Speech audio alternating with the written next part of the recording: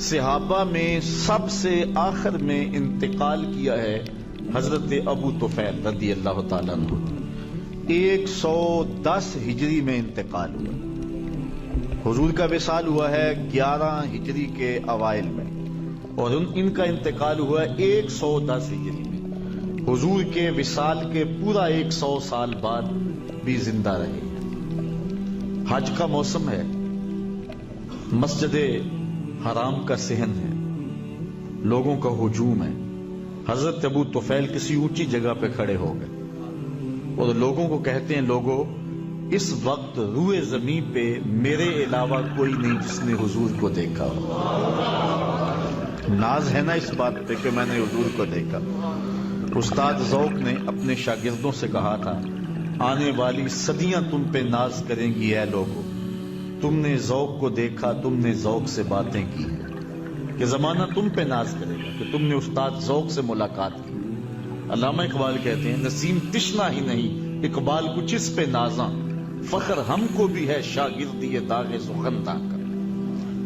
میرے استاد تھے محمد علی حاشر صاحب. مولانا ظفر علی خان صاحب کا جو ذمہ دار اخبار نکلتا تھا اس میں شاہ سرخیاں وہی لکھتے تھے. ان کی عمر کا آخری حصہ تھا، میں ابتدائی ایام میں تھا. تلمذ کا شرف ملا، اور یہ عروض و قوافی یہ میں نے ان سے سیکھے، بہور کا علم. تو وہ کبھی بات کرتے تو بڑے اتراتے کہ میں اقبال سے ملاقات کی ہے، میں نے فلاں جو ہے فلاں سے ملاقات کی ہے. جس نے ذوق کو دیکھا ہو، جس نے داغ دہلوی سے ملاقات کی ہو، جس نے اقبال سے مجلسیں اختیار کی ہوں، وہ تو ناز کرے. اور جس کی آنکھوں نے جمال محمد عربی دیکھا ہو، پھر وہ اپنی قسمت پہ ناز کیوں نہ کرے.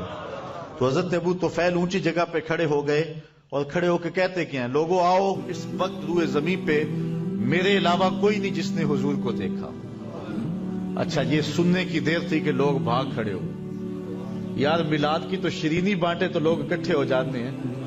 جہاں حضور کی باتیں بانٹنے والا آ گیا، جہاں حضور کا ذکر بانٹنے والا آ گیا، تو پھر دور بھی تابعین کا ہے. ارد گرد جھمگٹا بن کے کھڑے ہو گئے. اب مسائل حج کے پوچھے ہوں گے نا، کیونکہ حج تھا. یہ عید ہم سال کے بعد 2 بار پڑھتے ہیں، چھوٹی عید اور بڑی عید. اور مولانا صاحب کو ہر بار طریقہ بتانا پڑتا ہے، اس لیے کہ سال کے بعد جو آتی ہے.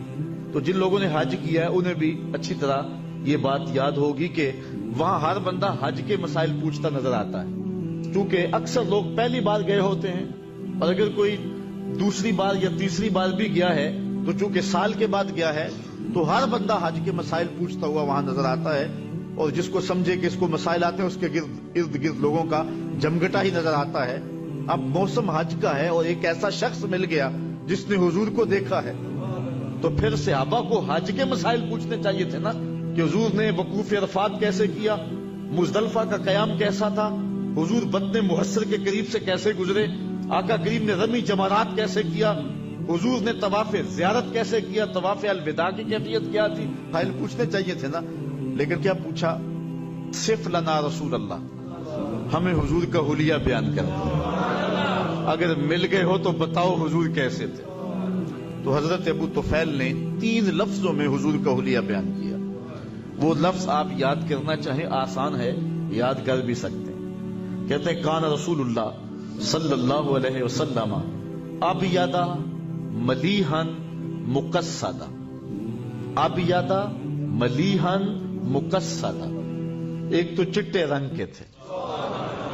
حدیث میں آتا ہے ازہر اللون، انور اللون کے لفظ بھی ہیں کہ حضور کا رنگ چمکدار تھا. ام معبد کہتی ہے، رأیت رجلا ظاہر البزاط، میں نے ایسا شخص دیکھا جس کا رنگ نکھرا ہوا تھا. تو یہ ابیض کا لفظ انہوں نے استعمال کیا. ایک تو سفید رنگ تھا، یہ ابیض کا لفظ جو ہے یہ خاص طور پہ حضور کے لیے استعمال ہوا ہے.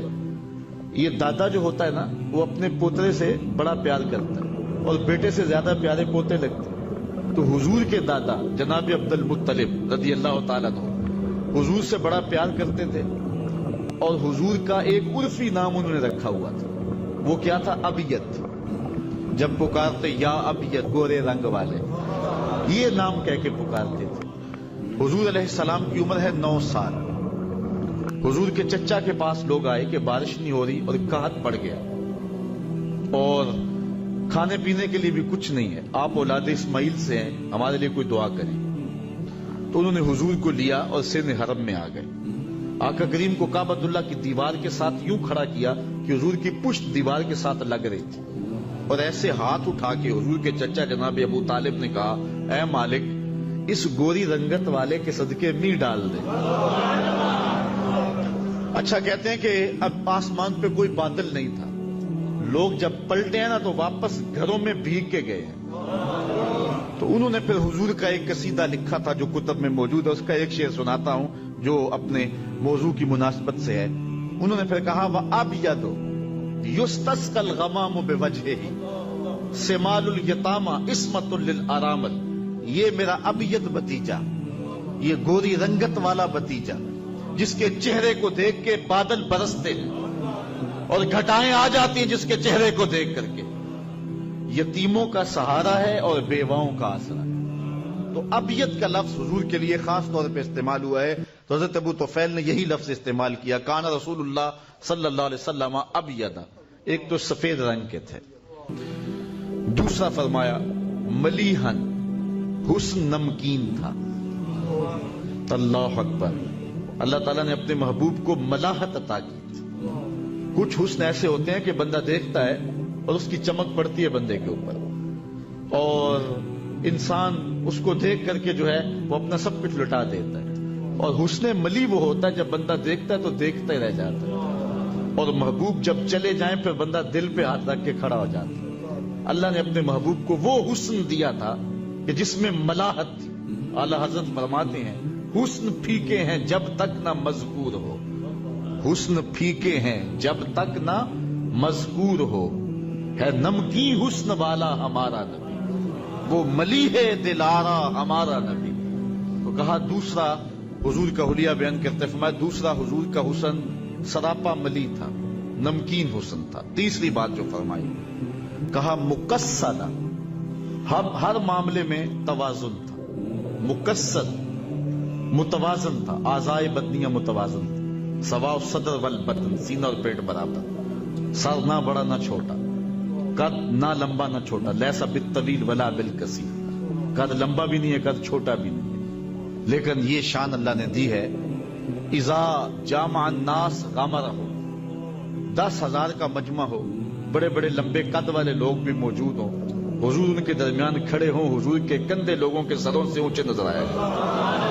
یہ اللہ نے اپنے محبوب کو شان عطا فرمائی تھی۔ یہاں مجھے یاد آئے حضور کے چچا حضرت عباس رضی اللہ تعالیٰ عنہ، بڑا لمبا قد تھا۔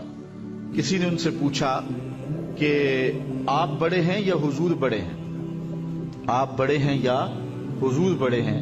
تو انہوں نے جواب کیا دیا، ذرا غور کیجیے۔ انہوں نے کہا، ہوا اکبر منی وانا اسن منہ، سال زیادہ میرے گزرے ہیں، بڑے حضور ہی ہیں۔